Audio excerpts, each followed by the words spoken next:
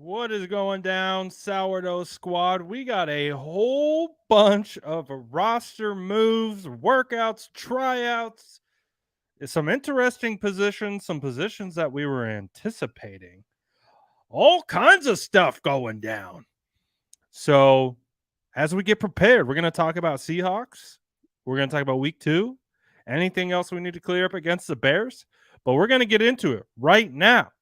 But in the meantime, smash that like button. Let's go.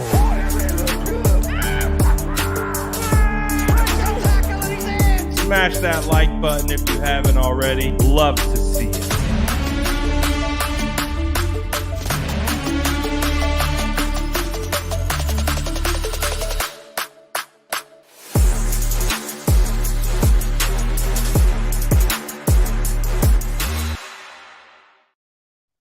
Let's go. We got some news today. We got a whole bunch of stuff going down, and we are going to get into it right now. Let's go. And you already know the vibes.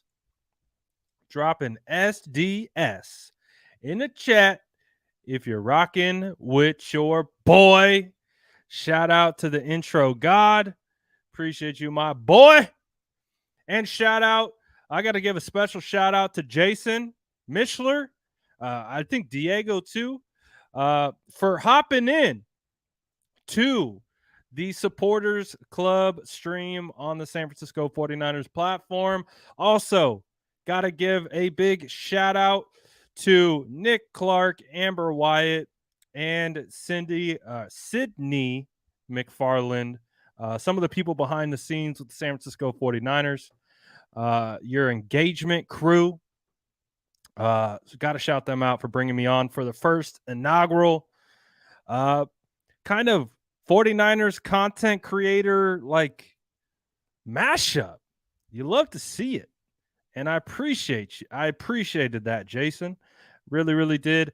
Also, make sure you check out next week. They're going to have John Chapman on next week. So it's going to be something that is going to be reoccurring. So big shout out to the 49ers. Again, showing love to independent content creators. You can't be mad at it. You got to love it. And again, next week they're going to have John Chapman on. You already know 49ers Rush podcast. We all love Johnny Chapman. So he's coming on next week. And again, shout out to the 49ers as always. But enough about that. Let's get into some of the news, baby. We got some stuff popping today. It came crashing down there all at once. But the 49ers made a whole host of moves because, as we know and anticipated, Elijah Mitchell headed to IR.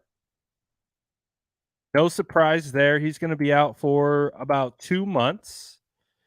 So not a big shock that Elijah Mitchell went to IR, but we understand what that means.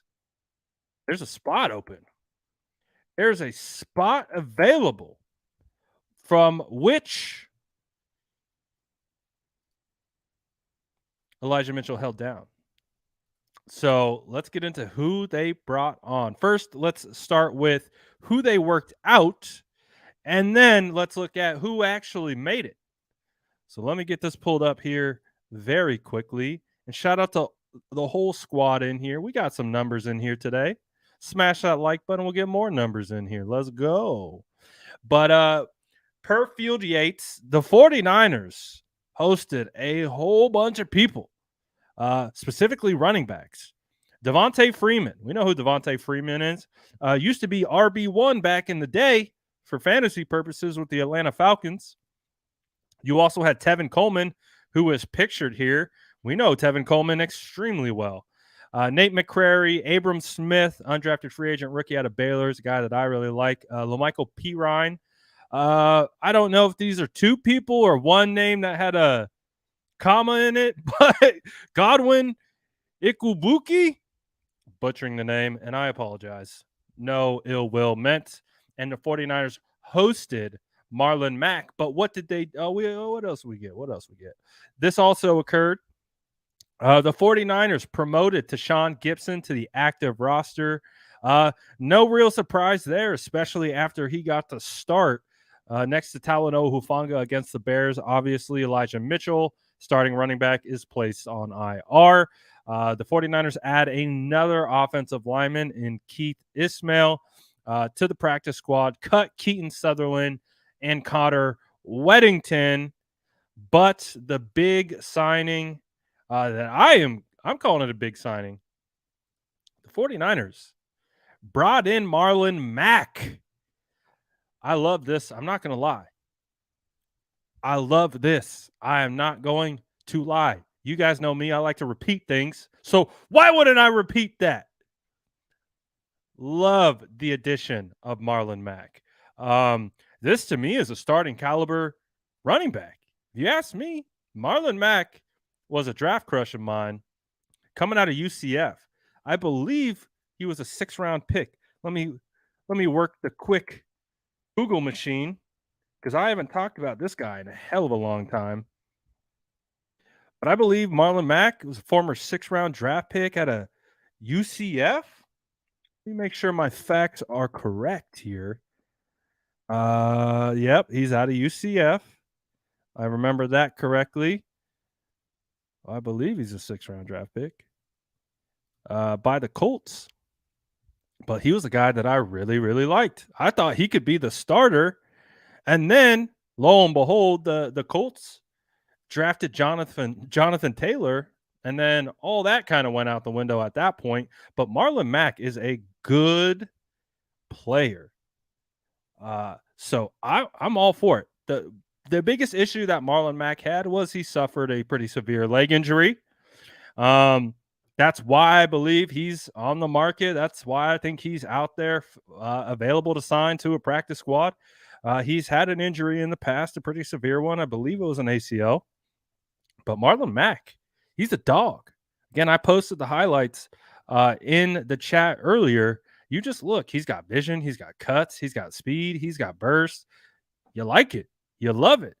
You want more of it. So I'm pretty excited about this. Yesterday on the stream, we talked about this. I think someone asked me the question, who would you bring in for reinforcements? I said one name, and that one name was Marlon Mack. So I'm pretty happy about this. I think this is a great fit. I think he fits exactly what the 49ers are looking for from a zone runner, good cuts. He can get east-west, but he can also go north-south. That's a huge thing for Kyle Shanahan backs. They need to be able to go east-west, but they also need to go north-south in an absolute hurry. Marlon Mack looks pretty damn good. I know Steph Sanchez posted a clip on Twitter of him against, guess who? The San Francisco 49ers in preseason. He busted a pretty big run. He looked good. Exactly, Callie. He tore us up in the preseason. So the 49ers are like, all right, let's ride. Marlon Mack, let's ride. So I'm all for it. Again, I liked Marlon Mack coming out of UCF. So you guys know me. I follow my boys around. I've got Marlon Mack on dynasty squads. This is a guy that I'm very familiar with. So I'm very happy about this. I think he is going to be a guy who is going to be relied on. And yes, terrible with what's going on with Elijah Mitchell, but I will take this consolation prize. Like, this is nice. This is like, how is he not on a team? I thought he would have been starting for the Texans. And apparently the Texans are like, nah, we don't need him. They're like, we don't need him. I'm like, you sure? You're going to rely on the rookie? Okay, that's fine.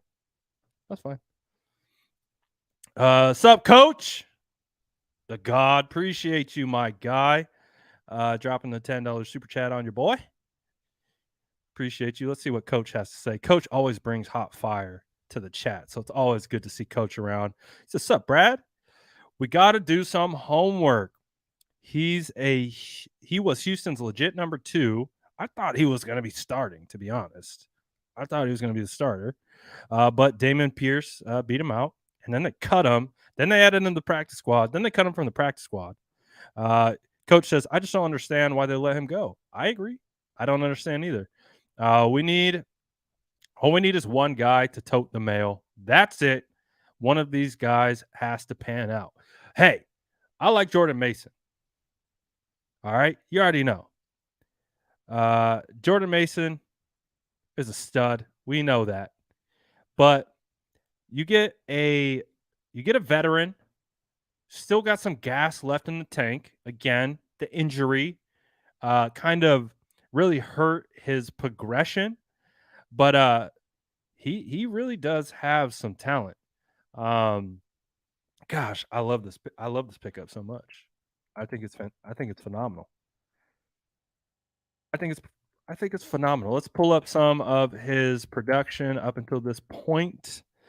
He's 1,000-yard rusher in 2019. Had the injury game one in 2020. First rush of the freaking no, he had only four rushes before he went down in 2020. Then in 2021, he was stuck behind Jonathan Taylor and only had one. He only eclipsed 100 yards on the entire year. But Marlon Mack was ascending before the injury went down. He had 908 rushing yards in 2018, 1,091 in 2019, injury game one in 2020. He's got talent. He's got some, obviously the injury that occurred, but I believe he's 25 years old. No, he's 26 years old. I think it's a great signing. I think it's a great pick. Again, don't know why he's available. Kind of weird that he was just on the open market sitting there, but I like it. I think it's a good signing. I'm here for it. Definitely here for it. There's another interesting move though. Right before I was about to get on, then I saw this and I had to report on it because the San Francisco 49ers have started working out quarterbacks. Now, why would the San Francisco 49ers work out a quarterback? No, okay. Could it be a practice squad guy? And just a fourth guy. I mean, Brock Purdy is you have Jimmy G. Jimmy right now is currently your scout team quarterback. We heard the reports coming out of practice that Jimmy G was emulating Justin Fields with the scout team. So Jimmy G's been the scout team quarterback. Brock Purdy's there. So out of those three, do you need four quarterbacks? Why would you need four quarterbacks? Are they not happy with Brock Purdy? No, that's not it.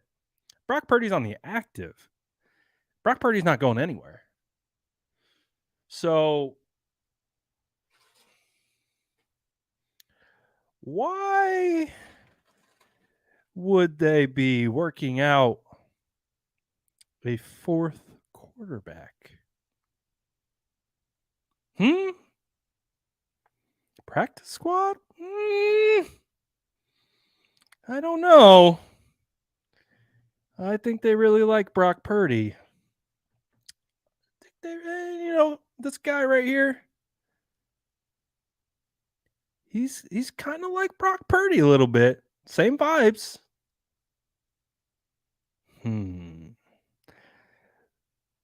Could Jimmy be on his way to Dallas? Is the chimney brimming white smoke from the trade gods? Jimmy. Is Jimmy being summoned? Dallas? I mean, let's face it, man. Dallas is not in the business of losing games. I've seen people talk about it. Oh, Dallas, they're going to tank. You know who's the owner over there? Jerry Jones. That dude, tanking is not in his vocabulary. Tanking does not exist. And you can already see the offensive line is in horrid shape. They already lost Tyron Smith on the left tackle. They oh you got the reference, my boy. Um, you know, like I don't know, man. Is something cooking up? Because they would do it fast. They would need to do it fast. It's Tuesday. Is Jimmy already on a plane? Someone, someone get to the airport. Someone scope out San Jose. Someone go to SJO right now and let me know if you see that beautiful jawline walk in to that freaking airport. Because if we see it, oh boy, could be. Could my dream come true? Zach Martin? I mean, that would be insane. I mean, if the 49ers can trade Jimmy Garoppolo, like we're gonna be like anyone who talked bad on the 49ers or scoffed at them keeping Jimmy or anything, we're gonna look silly a little bit, you know, because they ultimately are the winners either way, either side. So I don't know. Could Jimmy be on his way? I don't know. I kind of I don't know. Could this be the move? Zach Martin for Jimmy, straight up? Who says no? Who says no? I don't know. So that's interesting to me that the 49ers are working out quarterbacks. They got 3 on the roster and 3 that they like. I really think that and I don't think they need a fourth. I don't think they need to carry a fourth on the practice squad. So, something to keep an eye on. Definitely developing. Question is, would Jimmy G approve this trade? Why wouldn't he? If you can go to the America's team, think about how many eyeballs are on the Dallas Cowboys. And if Jimmy can pull some of that 2017 magic out of his hat when he came over to the 49ers and in 2 weeks got acclimated enough to the system and then rattled off 5 games in a row and then Dak Prescott comes back, Jimmy would be a national freaking hero at that point. Gets out of, this kind of, let's face it, let's call it what it is. After that loss to the Bears, you hear all the talking heads, oh, Jimmy, oh, Trey. Like, it's going to be Jimmy versus Trey all year. So if Jimmy can see an exit where he gets like instant starting time, like right away for a team that has some weapons. You got CeeDee Lamb out there, you got Ezekiel Elliott, Tony Pollard. Offensive line's kind of in shambles a little bit. But still an opportunity to start right away and for a team that has a lot of visibility. I'm looking up right now who the coaching staff is. So I know Mike McCarthy's their head coach. Kellen Moore is still the offensive coordinator with Dan Quinn. So I don't know. Kellen Moore is a bright mind. I think they could work something out. I think but we'll see. I'm not holding my breath. Not holding my breath, but it is interesting. It's definitely interesting to see that the 49ers are working out a quarterback at this particular moment. Because, like I said, they got 3 really good ones right now. So what would be the purpose of bringing in a 4th guy like Kurt Burkett? We'll see. We'll see. I don't know. My spidey senses are tingling a little bit. Spidey senses are tingling a little bit. So, hey, we'll wait and see. We'll wait and see what comes of it. Oh, that would be wild. That would be nuts. So, something to monitor, something to keep an eye out. We'll see. Yeah, we did. We talked about this on the 49ers live. We talked about this on the 49ers live. So, hey, maybe that person that asked that question knew something we didn't. So, could be interesting. So, spider senses are tingling a little bit. Spidey senses are tingling. But we'll see ultimately what comes of it. We'll see. What other stuff went down today? Oh, that's right. More of last night than I think anything else. The Sanford. Oh, hold on. Breaking news. Breaking news, guys. I have some breaking news. I found this clue in watching some tape from last year. Hold on, let me get to it. Bear with me. Okay. All right, can we see? Can we see this? All right, breaking news. Jimmy Garoppolo gets sacked. Alex Mack lands on top of him and didn't help him up. Watch that again. Jimmy Garoppolo got sacked. Alex Mack lands on top of him, doesn't help him up. Last year, Alex Mack wanted Trey Lance to start. Confirmed. Jalen Moore wanted Trey Lance to start. Confirmed. It's on the tape. Tape doesn't lie. Alex Mack was literally on top of him, and he didn't help him up. Unbelievable. I am outraged. This is confirmation that Alex Mack wanted Trey Lance to start last year. Can you believe it? This whole time, we thought Alex Mack was one of Jimmy's biggest defenders, but he didn't help him up after a sack. In fact, he landed on top of him, and he did not help him. That must mean he wanted Trey Lance to start. I'm sick to my stomach. I am sick. How could Jalen miss that block and just let Jimmy get blindsided? I am absolutely sick to my stomach. The proof is in the pudding, ladies and gentlemen. Like, look at Alex Mack. He looks at Jimmy and then he turns away and allows Jimmy, and he was on Jimmy. Look at him. He was riding him like a horse. Doesn't help him up. He turns away. Guarantee you wanted Trey Lance. Confirmed. Breaking news. Breaking news, everyone. So, unbelievable. Unbelievable.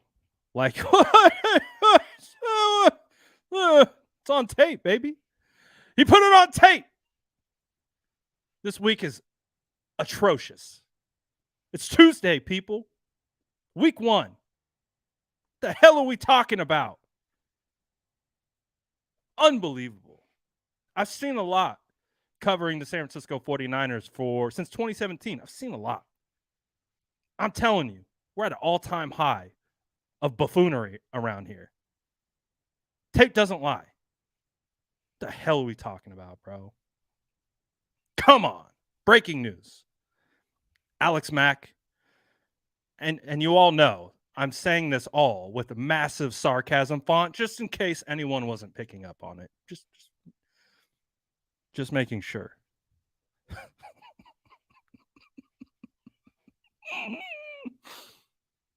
I love covering the 49ers, man. There's never a dull moment. Absolutely never a dull moment around here. But hey, there you go. Tape doesn't lie. Tape doesn't lie. So, hey, how dare Alex Mack? How dare he? Sheesh, man. But we saw last night Seattle Seahawks beat Russell Wilson and uh, the Denver Broncos.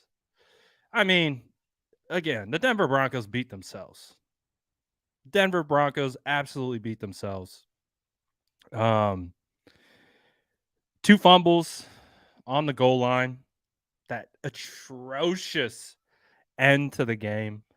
Geno Smith, you know, I'm a sucker for a comeback story. So, like this much of me was like all right with it.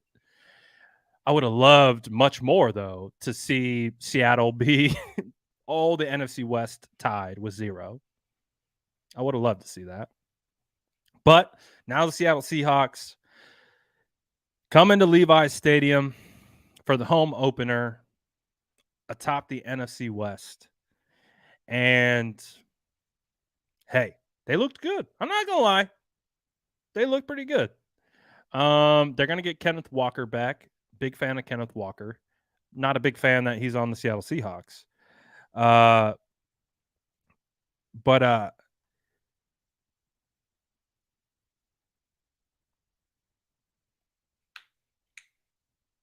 we're gonna find out. We're gonna find out how this team responds. There's just something so poetic about football too, that when you get punched in the mouth early, it really causes some self-reflection.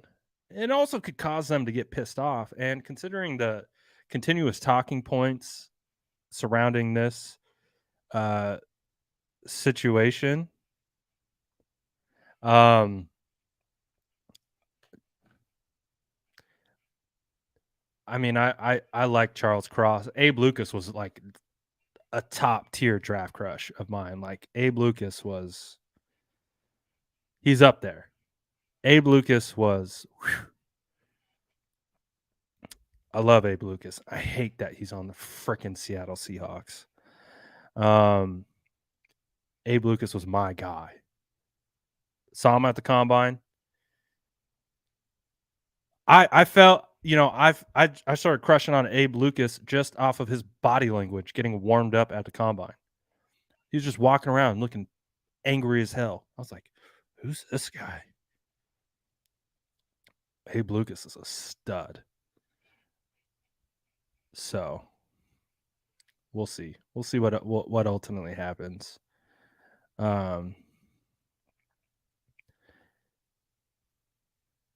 But hey, Seattle Seahawks, they're going to be coming in on top of the NFC West. 49ers got punched in the mouth a little bit. They kind of punched themselves in the mouth. When we use loosely used football terms, right? I'm not meaning figuratively. They kind of, punch themselves in the mouth.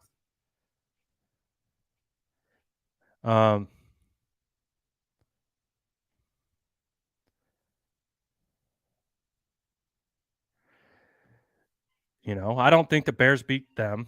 I think the 49ers beat themselves. So, good opportunity.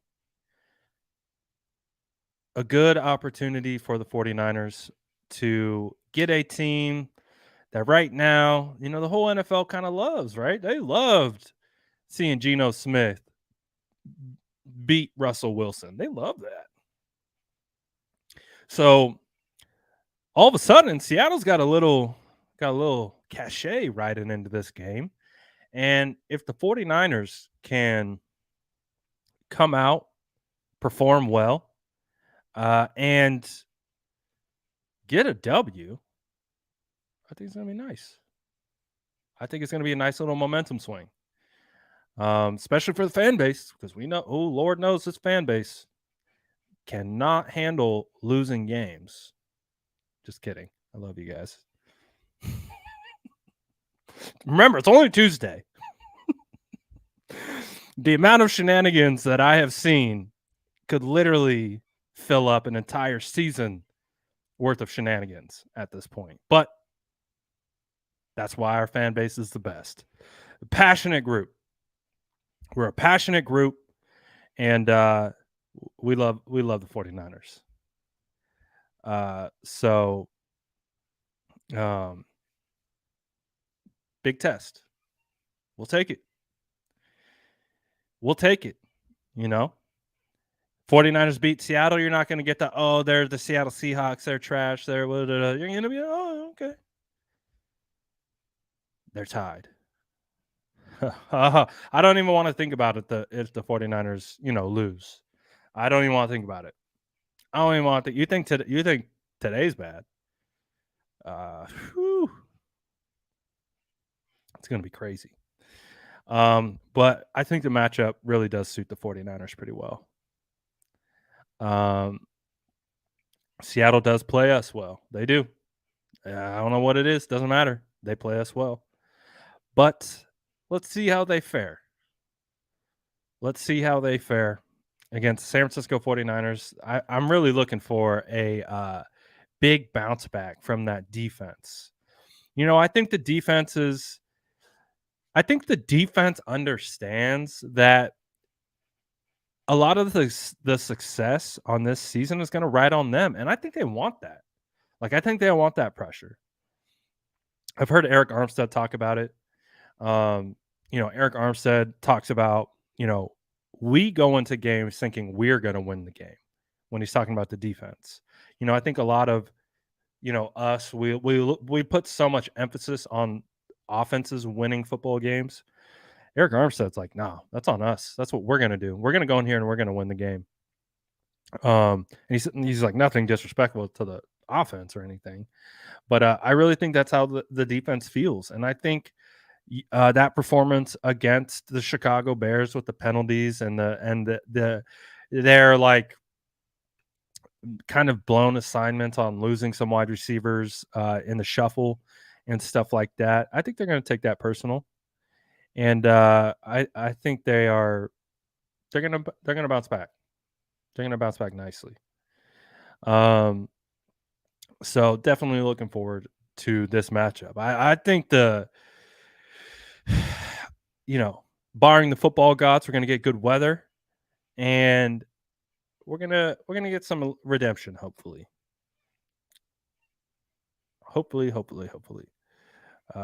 So going to be a great way to kind of turn the momentum up until this point on its head. So that's the hope right now.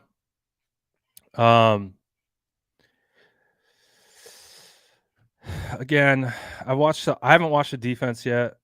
But I was preparing a lot for some other things that were in the works, but I still got to watch the defensive tape from that game, so I can't give you any, definitive anything on the defense other than what we all saw on the broadcast.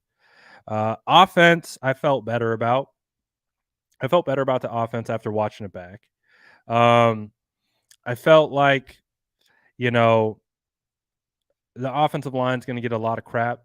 They're always going to get a lot of crap, and especially if you only watch the broadcast. There's a reason why, I always talk about I'm not going to judge the offensive line off a broadcast. It is really hard. And that is coming from a guy that puts emphasis in evaluating offensive line, tries to pay attention to the offensive line as much as possible, but it's just really hard with the broadcast because we know the camera follows the ball, you get the side angle, and you only get to highlight the really bad plays. So it's just really hard to get a good sense and feel for the O-line until you go back and you rewatch it. And after I went back and I rewatched it, I felt a lot better. Was it perfect? No. But, you had Mike. He had the one miscue, which has been beat to oblivion. It was a mistake on him. He got beat fair and square. But you look at the entire body of work, he didn't do too bad, and he especially looked really good in the run game. Um, so that's what we're looking for. Does he need to hold up on those third down situations, the money downs? Of course, of course. But it was just really that one play uh, that was too bad. All right, don't worry, I got you guys. I got you. I took care of that guy. Goodbye. Um, so I think that overall the offensive line did okay. I mean, I think, when we're evaluating Trent Williams, we expect so much from Trent. Trent looked a little human a little bit against the Bears, which to me, like I consider like a struggle because he's not a human. And so when I see Trent look like a human, I'm just like, oh, he looks like a normal offensive lineman a little bit. So, and I think that's why he was so pissed off after the game. I think that's why he was mad. And I think Trent is going to come back a lot better, a lot more focused. Again, he didn't play all preseason, really didn't play a whole lot in training camp. So these next couple games are going to be his preseason, getting back into the process and back into the mode. And also, you got to tip your cap to the Bears. They got demolished last year by Trent Williams, and they probably studied that tape real hard. And we heard they were able to identify some tells on Trent. So I think, it wasn't like Trent had a bad game. He didn't have a great game. Aaron Banks had a couple misses, did okay for the most part. Jake Brendel, I'm not gonna lie, Jake Brendel looks pretty good to me. He's not going to be perfect. He's not going to be flat backing defenders nonstop, but Jake Brendel looked pretty good. And then Spencer Burford might have been one of the best offensive linemen on the day. So I don't have a whole lot of concerns. I don't have a whole lot of concerns right now. It was a weird game. The weather, East Coast, it's a trap game. So I want to see some stacked games on top of each other, and I think when we get to that point, everything will start to kind of gel and work itself out. I think the offense will be able to find a little bit more rhythm. Obviously, going to need to be able to run the ball a little bit more. It does sound like Deebo Samuel is going to be running the football quite a bit. So Deebo Samuel, Jeff Wilson, Jordan Mason, TDP, Marlon Mack added. So it's going to be interesting to see. It's not going to be easy, but hey, we knew that. We knew that going in. So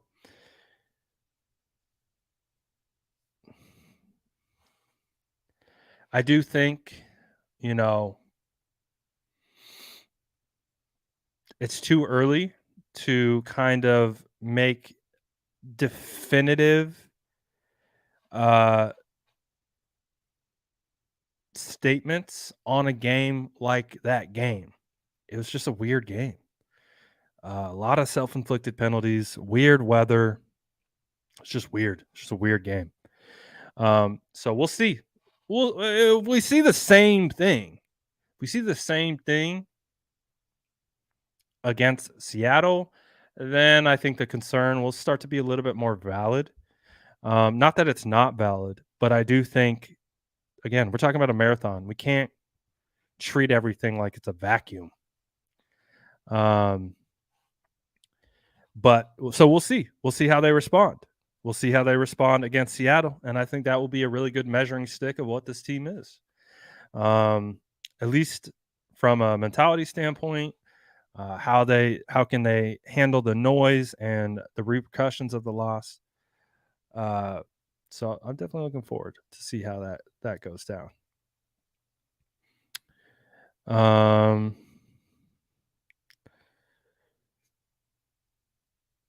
let's see. You guys have any questions? Feel free to drop them in the chat. Uh,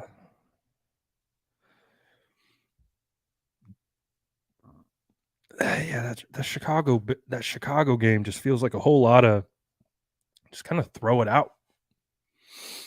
You know, make sure you are eliminating the silly penalties, and just kind of throw it out. You know, that's not their game. The way they played their game. I would say Chicago Bears did a really good job of making adjustments in the second half with their defense. They knew what the 49ers were doing. So when you look at, I know a lot of people like look at that as well, and they put that on the offensive line, but the Bears knew where the 49ers were trying to go with the football. That's, I think that's an element of coaching, but we'll see. We'll see. Oh, we got some questions coming in. We did. Marlon Mack is on the practice squad. Brad, how do you assess Trey? I thought Trey did okay. I'm not gonna lie. Like I thought Trey did okay. Was he perfect? No. But considering the circumstance, I thought he did okay. I was actually pretty pleased with Trey in the first half. Um, he made some really good throws. Made some throws definitely down the stretch that you'd want to have back, but it just felt like at a certain point, especially in the second half, it was all on Trey to figure out, and he was making some things happen. Um, but I'm excited to see, without any of that, uh, just issues and weird things like that. Like I'm interested to see how much different this team looks this week. Especially being at home. I do think that plays a factor. I'm not saying it's an excuse why they lost, but I do think it's a factor. Harris says, Brad, what would be your best deal for Dallas for Jimmy? If we could get a starting caliber player back, that would be ideal. I don't know if Dallas is going to send a starting caliber player. If they send a pick, I think that pick would have to be better than a third. Because again, if Jimmy Garoppolo just stays on the roster, one, he's an insurance policy for any issues with Trey. If Trey gets hurt or whatever goes down, you have Jimmy on the roster. You keep Jimmy Garoppolo on the roster all season. Guess what? You get a compensatory third at the end of the year. So you're not moving. I don't think that you are moving Jimmy Garoppolo for anything less than a second round pick. That's really how I look at it. So because the 49ers can literally sit on Jimmy and get a third round pick next year. So that's to me where I think the floor is. And I think that's where the 49ers can actually get some value if big if here, if the Cowboys are really interested in trading for Jimmy Garoppolo, because if they are and they identify Jimmy, they look at Jimmy's contract, they can take it on. They think Jimmy gives them a good chance to win because he's a good manager of the game. He can work the shorts and intermediate really well. He's a leader. We all know those things, the cliches about Jimmy. And that probably fit pretty well in the short term for the Cowboys winning games. So if I'm John Lynch and the San Francisco 49ers, the conversation starts at a second. Like if we're talking picks, because again, I'm going to be like, Jerry, you saw how much we're running the young kid. Who knows if he's going to get hurt? We need Jimmy. We're not trading Jimmy for a second. If you want Jimmy, you got to give us something. Second in a player, maybe. Got to give us something. Got to make it worth it. Otherwise, we'll just keep Jimmy. He's on a manageable contract, and he's a great insurance policy. So But again, like I want Zach Martin just because I mean he's a he's a phenomenal offensive lineman, one of the best offensive linemen in the league. He's a captain. He's a veteran. He's been around. He's done that. But you know, if you're Jerry Jones, what are you doing by dismantling that offensive line even further? I don't know. We'll see. We'll see what it comes down to. But like I said, the conversation starts at a second for me. Um, starts at a second for me. If you can give me the value that I'm looking for Jimmy, we'll make a deal. We'll talk. We'll definitely have a conversation. But if you're not coming with a second round pick at the jump, what are we talking about? Brad, does D'Amico not discipline the guys like he should? Now, I can't speak to disciplinary tactics of the coaching staff because I have no idea. Um, I feel like for the most part, the 49ers defense, at least looking back at last year, um, has been a pretty disciplined unit. So I don't know. I mean, D'Amico is the linebacker coach, right? The linebackers tend to be in a very aggressive group. Like there's no questions about that. You hear the 49ers own offense talk about just how aggressive the 49ers linebackers are to the point where they're a little annoying because they go so hard all the time. So, are you seeing some of that constant motor going 100% translating into some of these late hits, things like could be, but I don't know. I'm not at those practices like in like I don't I've obviously been at training camp, but when you're talking discipline, that's a whole nother level of coaching. Brad says we need the W, or we needed the. Of course, we needed the W. You need a W every week, but it's not the end of the world either. When will Mack be promoted? Projected timetable? Uh, I don't know. It's going to be interesting. They go to TDP or Marlon Mack first. I would imagine they go to TDP first and give TDP an opportunity, but we'll find out. TDP what didn't get dressed last week. Jordan Mason did. Who do you see getting the most carries next week? Wilson, TDP, Debo. Probably Debo. Feels like Debo will be the leading rusher. But upset alert. Jordan Mason, maybe? Upset alert, Jordan Mason? I would love to see Jordan Mason get some run. He's good, man. I'm telling you guys already know. I don't got to tell no one. It's no surprise. Jordan Mason's good. So, Brad, do you think Kyle goes away from the pistol option? It makes me nervous. I don't because you know what? Let's pull up a clip. Let me see if I can find it. I'm going to show you why kind of the zone read option can really be an aid for the 49ers and what they do because they can do a hell of a lot out of it. Let me find the play. Here we go. I got it right here. So I love this play. I broke it down a little bit on that offensive line film breakdown I did, but let me pull it up so we can all watch together. So this particular play, you're going to get the zone read action. Now it's not pistol, and you know from a formation standpoint, because just if you don't know, pistol is a kind of shorter variation of shotgun, but you still have the running back behind the quarterback. This is obviously just standard shotgun. Debo's flanked to the left, but the zone read element, which is I think more of what makes you nervous, is Trey Lance running the football. Watch what Trey Lance just doing the mesh does to the defensive end right here, number 55. Holds him just enough to allow Debo Samuel to get to the edge. But what I really do like about this play is this feels like a true run pass option because if you look at, let me get this out of the way. If you look at Brandon Ayuk, you look at Dwelly, you look at Trent Williams, you look at Brendel, and you look at Banks. This is actually a Wide receiver screen. This is a screen to Ayuk with a built-in option to Debo Samuel. And look at the body language by Ayuk, because Ayuk knows if he gets this ball, this is 6. Look at him. He wanted that ball. Look at Ayuk. He said, "Come on, man, throw me the ball." Because look at the numbers that you got here.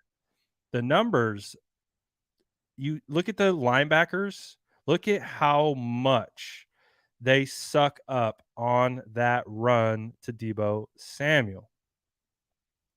So if Trey kept this and threw it to Ayuk, that's 6 too. That's like an easy 6. But I think this is a built-in run pass option.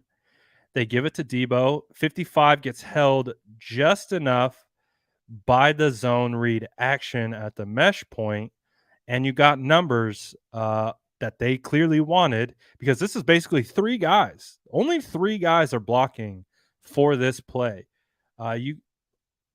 It's McGlinchey, Ray McLeod, and Elijah Mitchell, and you get one-on-one with Eddie Jackson.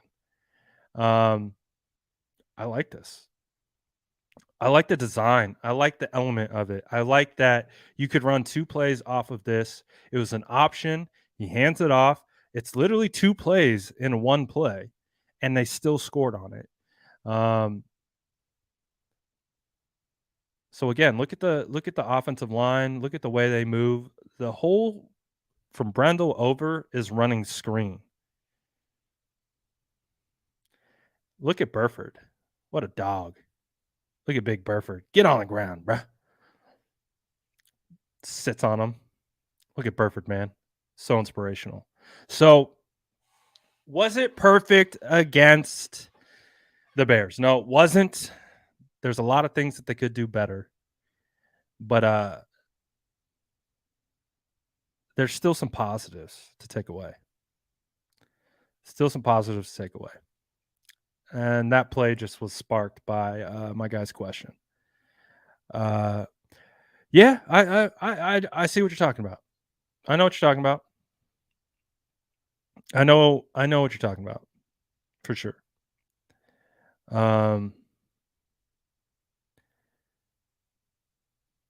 Definitely know what you're talking about.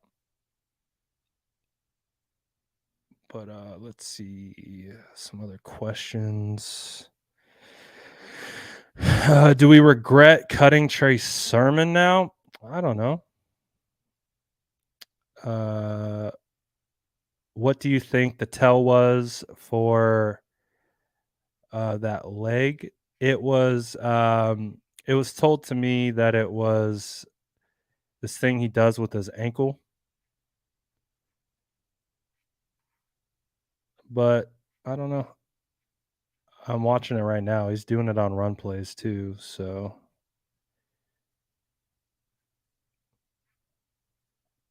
I don't know. I haven't done a huge deep dive on the tell that we heard. But I think it's going to be all right. I think it's going to be all right, guys. It's going to be all right. Let's see. Any other more questions in the chat? Looking through.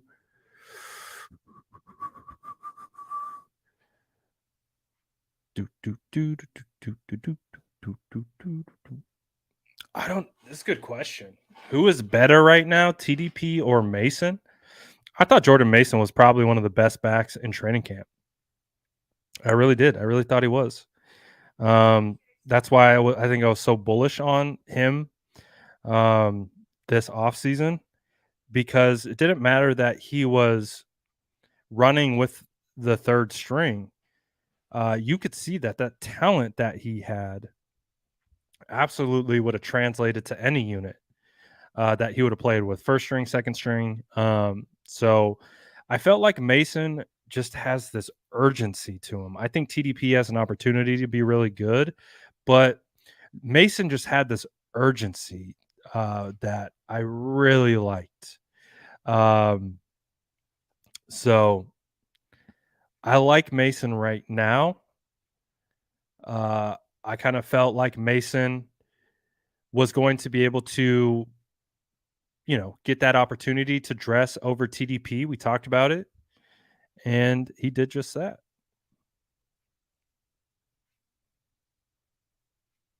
So I'm all for it. I like Jordan Mason. Let's see.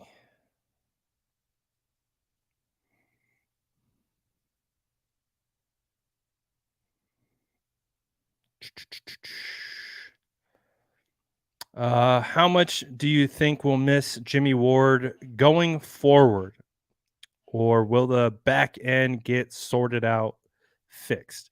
The 49ers are always going to miss Jimmy Ward. Jimmy Ward's huge element to this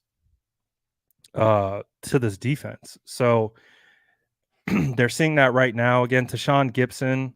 I haven't broken down the defense, so I need to do that before I can give any definitive statements on it. Talanoa Hufanga obviously did a good job. But Ward is that, like, he's that guy that's going to be in the right spot every time. And he's going to be that last line of defense. And I think we saw some of that missed on some of the broken plays. I think he's going to be one of those guys that is going to put himself in the right spot. So yeah, they miss Jimmy Ward, man. They're going to miss Jimmy Ward. And hopefully he comes back ready to go against the Panthers, because he will be missed. They're going to see some things break down, I think, in the passing on the back end in the passing game, but that's to be expected. The hope is just they don't break. They can bend a little bit, just don't break. That's a good question. How many likes do we have right now? I don't know. It's a good question. How many likes do we have? Someone let me know. We had a pretty eventful live today. And we got some haters in the live too. Shout out my haters. That's how you know you're doing something right. When people don't like you and they still watch you, I feel blessed. Thank you guys. Appreciate you. But yeah, I don't know how many likes we got. I didn't think Banks was that bad. I didn't think Banks was that bad. Was he perfect? No. But I did think he was pretty good. So we're starting to see a trend on a particular type of sequencing for him that he needs to work on, getting to second level. I think he just looks so big when he's getting out to second level. He's getting out to the second level in a hurry. He gets to his spot. With enough time, but you're seeing the linebackers read it and they just go around. They go underneath him, and he's not chopping. He's like, I don't know if he's not chopping down enough, or he's just so focused on getting to the spot that he's getting to the spot, but the linebackers are like, I'm just going to go underneath you. And he doesn't have the ability to like come back, and I don't know. So he had two particular plays against the Bears where he missed getting to the second level. The linebacker goes underneath him and makes a play. But other than that, if you go back to the Texans game, remember that play where it got blown up big time? And you got instant pressure on the interior. They ran that play multiple times and he didn't give up interior pressure. So there's a positive, right? There's looking at a big mistake that he got roasted for against the Texans on that fourth down play. Remember, gave up that interior pressure, blew up Warner trying to pull across formation. They ran that play multiple times. He didn't give up interior pressure. So that looked like it got corrected. I like his pass blocking. I think as a pass blocking standpoint, I see the cerebral ability that he has. His eyes are always up. He's looking for stunts. He's looking for blitzes. He picks them up. And that's huge for me. When I'm evaluating offensive line, like you can't just be good, but not be, smart enough to be able to not pick up a blitz or a looper or pass off a guy. So I'm seeing that from him. Um, I saw a play where they brought double A gap pressure with the defensive tackles. One of the uh, D tackles slanted inside. They were sliding protection to his right, so that meant Brendel was sliding to his right. And because you got the A gap slant from the defensive tackle, typically you would have Brendel to be able to help on a gap pressure as he's sliding to the right, but that meant Brendel had to take over the block and it put Banks out of leverage. And then Banks did a really good job of riding him up and out of the pocket. Um, so it wasn't perfect, but I don't think he was as bad as it was made to seem. I would say that with the whole offensive line. They weren't great, but they weren't terrible. It felt that way, and that's why I don't make judgments off broadcast. You literally got to go back and you got to watch it. You got to watch every play. You got to watch it 40 times. You got to watch each individual player through every sequence to be able to understand what is really going on. So I think they can I think they can get better. I think that's the biggest thing is they can get better from that performance. Wasn't their best performance, but they can get better from it. Oh, we got 170. That's dope. We could get to 200 though. Real fast. Real fast. Idris says Banks, Brendel, Burford played well. They didn't play that bad. Like again, wasn't phenomenal, but it wasn't that bad. I know that's not a popular thing to say. I know I'm not gonna, trend on Twitter if I say the offensive line wasn't that bad, and they're actually pretty good considering as their first run together as a group. Wasn't too bad. It really wasn't. I'm impressed with Brendel. Brendel had to earn my trust. I did not go into this. I'm a big Brunskill guy.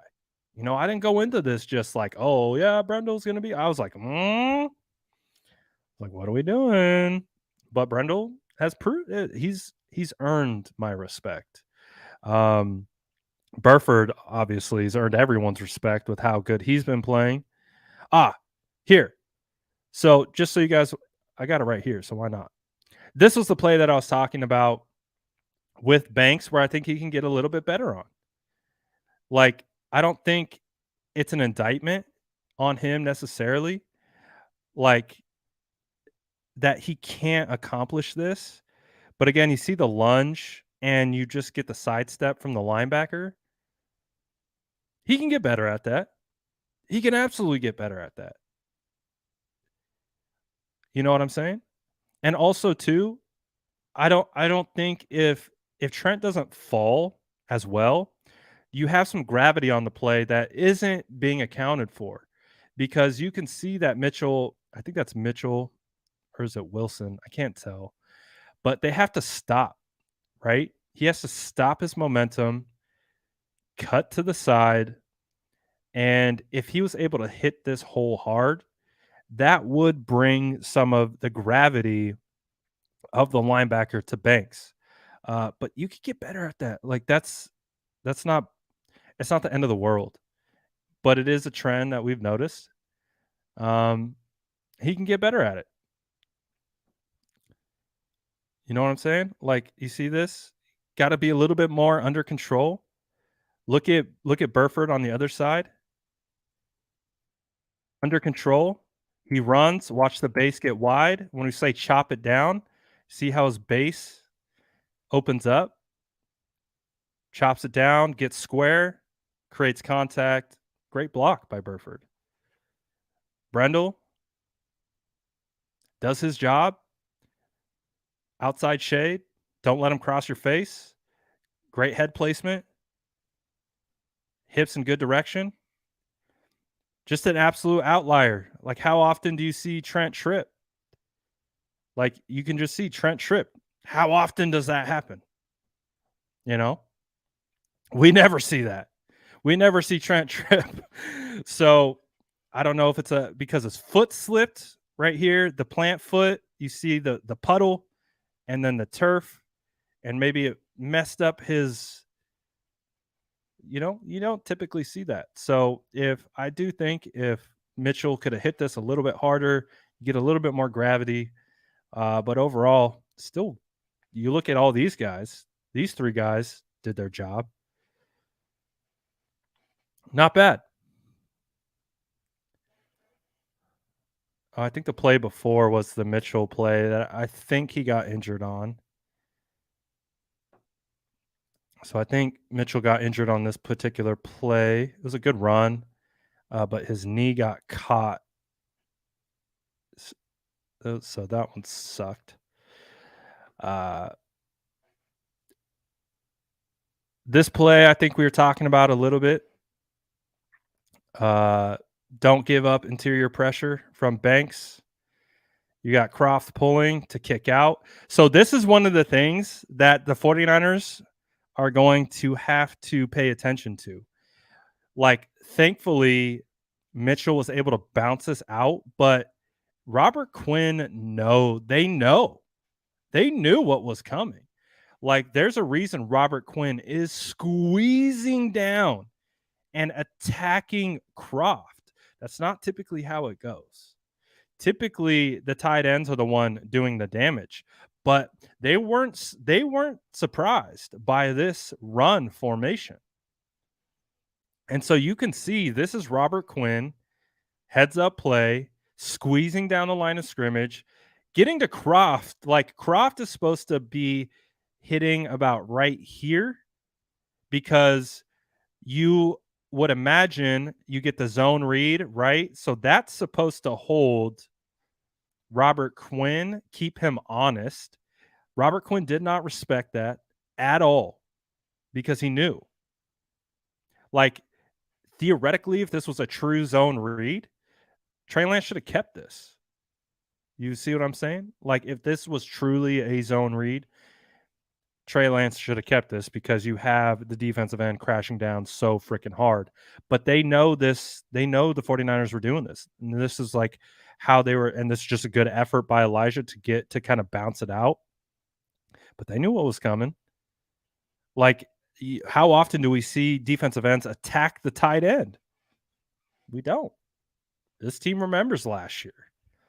They remember what happened to them last year. And when this was the game where the 49ers really started to put that stuff together. So they did a really good job of, scheming against it.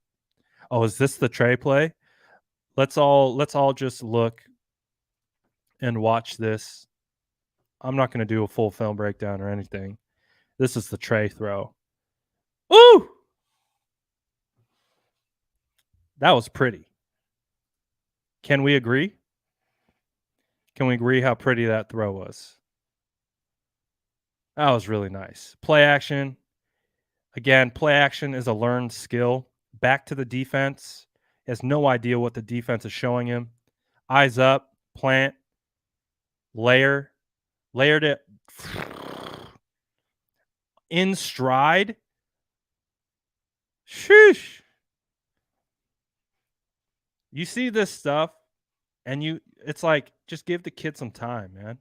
Just give him some time. That's special. Obviously, got to do it consistently, right? You got to do it consistently. That is the ultimate definition and way that I define greatness in the NFL is how consistently great can you be? But look at the protection up front. Great run action up front. Absolutely clog everything. Charlie Warner. Look at Charlie Warner, man. Great block. That's an all-pro defensive end. Good block, Charlie. Great job. Keep the quarterback clean. Nice. Love it. So, I mean, when you get into this part of the tape, like, after the second half, it was just, things were breaking down. And this is clearly a tight end screen. right here, but it was well covered. And then at this point, when it started raining, it was a disaster. But still, nice throw. Good job by McGlinch handling the speed rush, handles the spin, keeps wide base, mirrors defender. Nice work. So again, was it beautiful? Was it exactly what we wanted to see? No, but there's some good to take away. There was some good to take away. Oh, we watched that play already. Oh, here's the Jawan play. This guy needs reps, man. This guy needs reps. He just needs time. He just needs time. That's it. Great protection up front. You get a stunt between Trent and Banks. Great job to pick that up. See, these are the things that I'm talking about. Like, you can do this. You can pick up Robert Quinn on a looping stunt. I can live with that. Sliding protection to the right. Handled it. Brendel's there. Burford's got his eyes out to the right in case of inside pressure. Great throw. So it wasn't the best game, but it also wasn't the absolute worst. Were there bad plays? Of course. But when you really dive into it and you really stack everything together and you get the whole body of work, it's not that bad. Is someone telling me I'm on meth right now? Come on, man. Come on. You can do better than that. But so that's why I'm not too freaked out. The tape calms me. The tape calms me down. It looks so much worse on broadcast. And it looks so much like in the flow of the game, and you can get caught up in the momentum of the game and it looks bad. But when you really just go back, you take all the emotions out of it and you just watch play by play, position by position, you feel a hell of a lot better, man. You just feel a hell of a, and I felt a hell of a lot better. So I'm not panicking. I didn't see anything worthy of panicking, even on the offensive line. And offensive line's been getting roasted this week. Offensive line's getting roasted. And I'm just like, okay, yeah, they had a couple bad plays, but the body of work wasn't that bad. So anyways, you guys know me. I'm repeating everything. I'm saying the same things over and over again. That's how I roll. But I think that's good for today. Again, appreciate we had some good numbers today. I was not anticipating that. So shout out the squad. Shout out to SDS. Hey man, we're built for this. The SDS is built for this. Ooh, I think we could do a little Seahawks preview tomorrow. I think that works. What's tomorrow? Oh, state of the franchise tomorrow. Wake up, honey. State of the franchise tomorrow. We'll definitely work in a little bit of a Seattle preview for sure. We always do. It's Wednesday in the middle of the week. We kind of put a bow on that previous week, and then we look forward to the next week. So definitely gonna have the squad on. Shout out to all my people. Adversity makes us stronger. Hey man, we might not feel comfortable, but it makes us better. And the SDS is tough. We're a tough group. So I appreciate all your resilience. Ooh, good thumbnail. Let's go. Got to keep the thumbnail game on point. But we'll be back for more tomorrow. You already know, content gonna stay flowing. Appreciate everyone. Smash that like button on your way out. What do we do? What do we do for likes today? We had a good group in here. Before we go, what do we do? What do we do with likes today? I don't think I think I started by asking for some likes. I think that was about it. So everything else would have been organic. Hey, appreciate you, Jason. You're a real one. Ooh, 206. Let's go. I love it. 206. What's good, Josh? Appreciate everyone. Smash the like button, making those comments, keeping the vibes up. And as you know, being a member of the SDS is starting to become a very prestigious element.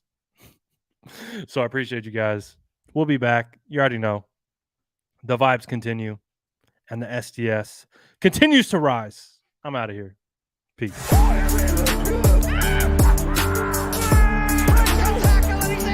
Smash that like button if you haven't already. Love to